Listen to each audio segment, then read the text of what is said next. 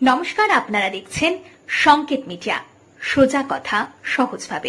নমস্কার, শুভ সকাল।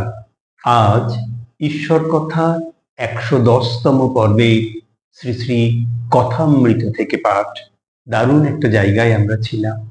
কেশববাবু বড় একটা জাহাজে করে এসেছেন, ঠাকুরকেও সেই জাহাজে তুলিয়ে ঈশ্বর কথা শুনবে। মাস্টারমশাইও আছে।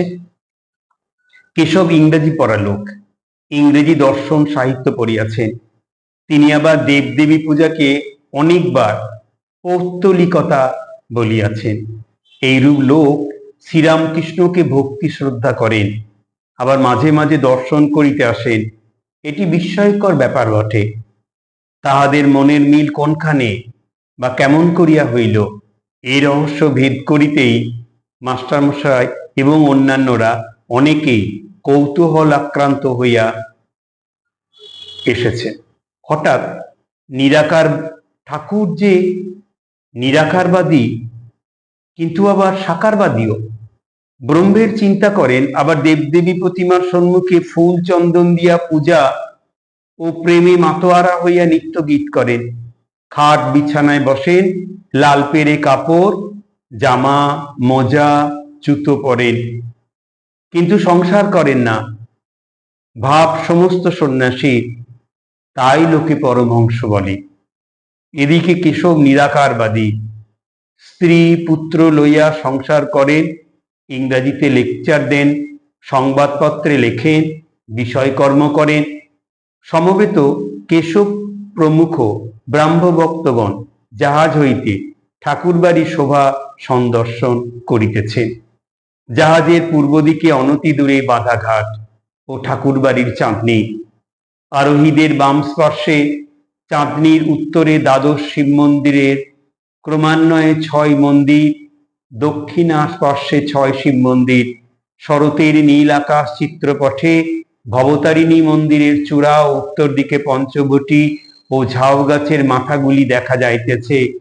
বকুলতলার নিকট একটি ও কালীবাড়ির দক্ষিণ প্রান্তভাগে আরেকটি নহবতখানা। ২ নহবতখানার মধ্যবর্তী উদ্যান পথ, ধারে ধারে সারি সারি পুষ্পবৃক্ষ।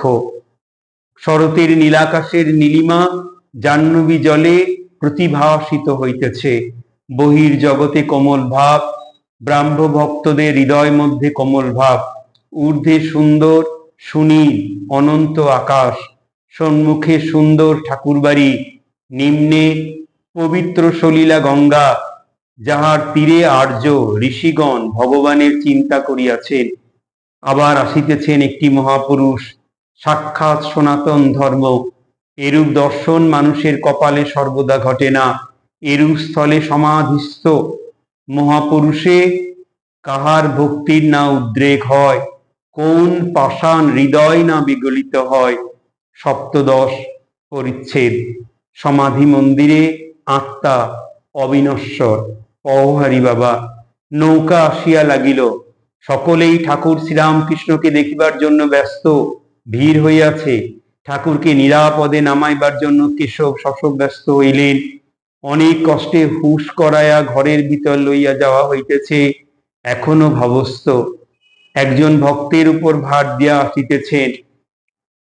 পা নড়িতেছে মাত্র কেবিন ঘরে প্রবেশ করিলেন। কেশবাদী ভক্তেরা প্রণাম করিলেন, কিন্তু কোনো হুঁশ নেই। ঘরের মধ্যে একটি টেবিল, খানকতক চেয়ার। একখানি চেয়ারে ঠাকুরকে বসানো হইল। কেশব একখানিতে বসিলেন, বিজয় বসিলেন। অন্যান্য ভক্তেরা যে যেমন পাইলেন মেঝেতে বসিলেন। অনেক লোকের স্থান হইল না, তাহারা বাহির হইতে উঁকি মারিয়া দেখিতেছেন ঠাকুর বসিয়া আবার সমাধিস্থ, সম্পূর্ণ বাহ্য শূন্য। সকলে এক দৃষ্টে দেখিতেছেন। কেশব দেখিলেন ঘরের মধ্যে অনেক লোক, ঠাকুরের কষ্ট হইতেছে। বিজয় তাহাকে ত্যাগ করিয়া গিয়া সাধারণ ব্রাহ্ম সমাজভুক্ত হইয়াছে ও কন্যার বিবাহ ইত্যাদি কার্যের বিরুদ্ধে অনেক বক্তৃতা দিয়াছেন। তাই বিজয়কে দেখিয়া কেশব একটু অপ্রস্তুত। কেশব আসন ত্যাগ করিয়া উঠিলেন, ঘরের জানালা খুলিয়া দিবেন। ব্রাহ্মভক্তেরা একদৃষ্টে চাইয়া আছেন। ঠাকুরের সমাধি ভঙ্গ হইল। এখনো ভাব পূর্ণ মাত্রায় রইয়াছে। ঠাকুর আপনা আপনি অস্ফুট স্বরে বলিতেছেন, মা, আমায় এখানে আনলি কেন? আমি কি এদের বেড়ার ভিতর থেকে রক্ষা করতে পারবো? ঠাকুর কি দেখিতেছেন সংসারী ব্যক্তিরা বেড়ার ভিতরে বদ্ধ, বাহিরে আসিতে পারিতেছে না, বাহিরের আলোক দেখিতে পাইতেছে না, সকলের বিষয়কর্মে হাত পা বাঁধা, কেবল বাড়ির ভিতরের জিনিসগুলো দেখিতে পাইতেছে আর মনে করিতেছে জীবনের উদ্দেশ্য কেবল দেহ সুখ ও বিষয়কর্ম, কামিনী ও কাঞ্চন। তাই কি ঠাকুর এমন কথা বলিলেন, মা, আমায় এখানে আনলি কেন? আমি কি এদের বেড়ার ভিতর থেকে রক্ষা করতে পারবো? ঠাকুরের ক্রমে বাহ্য জ্ঞান হইতেছে। গাজীপুরের নীলমাধব বাবু ও একজন ব্রহ্মভক্ত পাওহারি বাবার কথা পারিলেন। একজন ব্রহ্মভক্ত ঠাকুরের প্রতি, মহাশয়, এরা সব পাওহারি বাবাকে দেখেছেন, তিনি গাজীপুরে থাকেন, আপনার মতন আর একজন।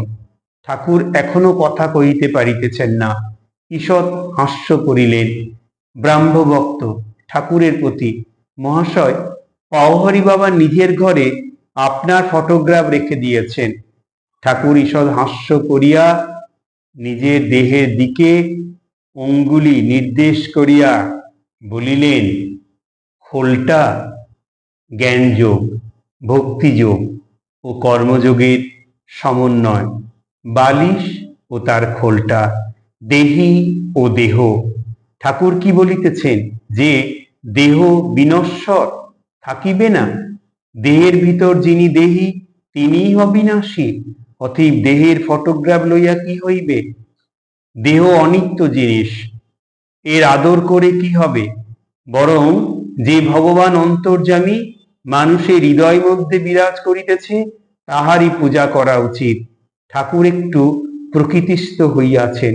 তিনি বলিতেছেন, তবে একটি কথা আছে, ভক্তের হৃদয় তার আবাসস্থল। তিনি সর্বভূতে আছেন বটে, কিন্তু ভক্ত হৃদয়ে বিশেষ রূপে আছেন। যেমন কোনো জমিদার তার জমিদারি সকল স্থানেই থাকিতে পারে, কিন্তু তিনি তার অমুক বৈঠকখানায় প্রায়ই থাকেন। এই লোকে বলে ভক্তের হৃদয় ভগবানের বৈঠকখানা। সকলের আনন্দ। এ কথা শুনে আজ এই পর্যন্তই। শ্রী শ্রী ঠাকুর শ্রীরামকৃষ্ণের আশীর্বাদী হাত আপনাদের মাথায় পড়ুক। খুব ভালো থাকুন।